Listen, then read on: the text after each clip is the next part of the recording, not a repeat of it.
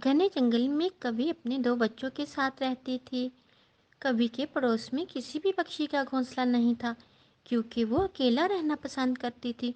कोई भी पक्षी उसके पड़ोस पेड़ में आकर घोंसला बनाकर रहना शुरू करता तो वो उसे वहां से भगा देती। एक दिन एक तोता उस तरफ आ निकला। तोते को वो जगह बहुत पसंद आई। अरे ये जगह कितनी पुरसकून है, चलो इसी पेड़ पर अपना घोंसला बना लेता हूँ। गौरी कवि अपने घोंसले में बैठी ये सब देख रही थी। वो तुरंत तोते के पास आई। मोटी चोंच वाले तोते, ये दिन के तुम क्यों इकट्ठे कर रहे हो? गौरी बहन, इस पेड़ पर अपना घोंसला बनाऊंगा। ये सुनकर गौरी कवि आगे बढ़ती है और तोते के सारे इकट्ठे किए हुए तिनके पेड़ से नीचे फेंक देती है। चल भाग यहाँ से, यहाँ मैं रहती हूँ, मैं किसी को अपने पास नहीं रहने दूंगी। बेचारा तोता वहां से रोता हुआ चला जाता है। कवि के घर के पास ही काफी भोजन था, इसीलिए उसे भोजन लेने दूर नहीं जाना पड़ता था।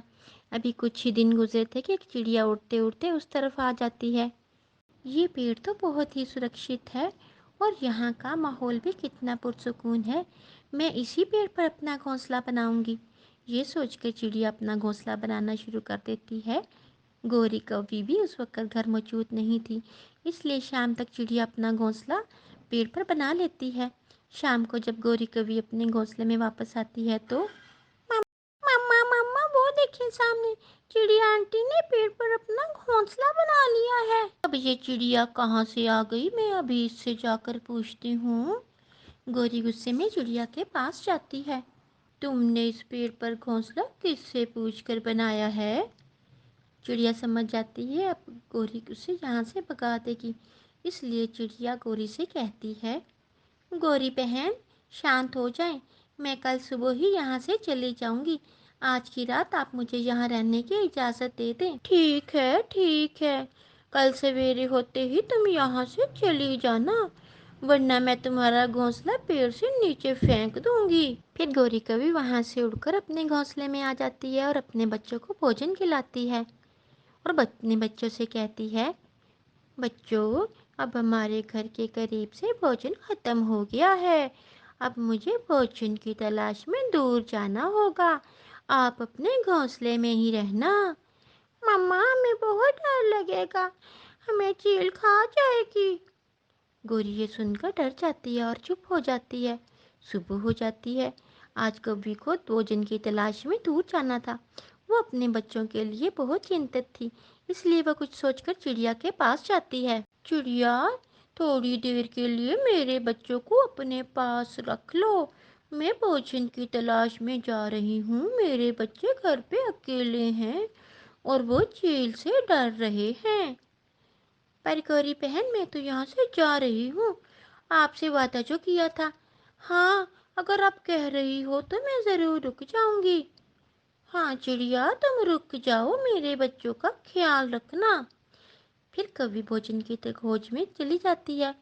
कवि भोजन की तलाश में दूर निकल जाती है और इधर चिड़िया कवि के घोंसले में आकर बैठ जाती है और वो बच्चों की रक्षा कर रही थी। तभी आसमान पर एक बड़ी चील मंडलाने लगती है। बच्चों बच्चों, जल्दी से छुप जाओ, एक दुष्ट चील आसमान पर उड़ रही है। ये सुनकर बच्चे चिड़िया के पंख के नीचे छुप जाते हैं।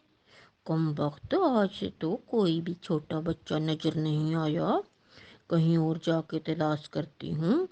फिर वो चील वहां से चली जाती है और थोड़ी दूर बाद गौरी कभी भोजन लेकर आ जाती है। अपने बच्चे डरे हुए देखकर कवि चिड़िया से बोलती है, चिड़िया, बच्चे क्यों डरे हुए हैं?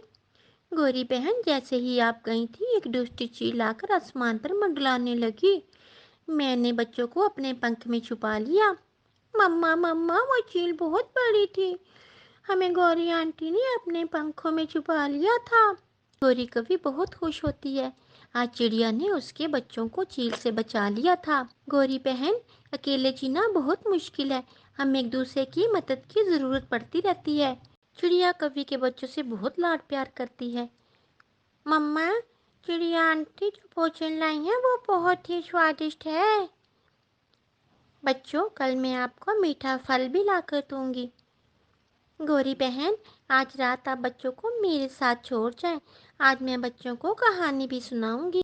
ہاں ہاں کیوں نہیں، میں چھوڑ جاتی ہوں۔ چڑیا آپ بہت اچھی ہو، آپ کے آنے سے مجھے رشتوں کا پتہ چلا ہے۔ ہاں گوری بہن، رشتہ احساس کا ہوتا ہے اور اس طرح وہ مل جل کر رہنے لگتے ہیں۔ بچوں، اگر آپ کو میری کہانی پسند آئی تو میرا چینل لائک کریں، شیئر کریں اور سبسکرائب کریں۔ شکریہ۔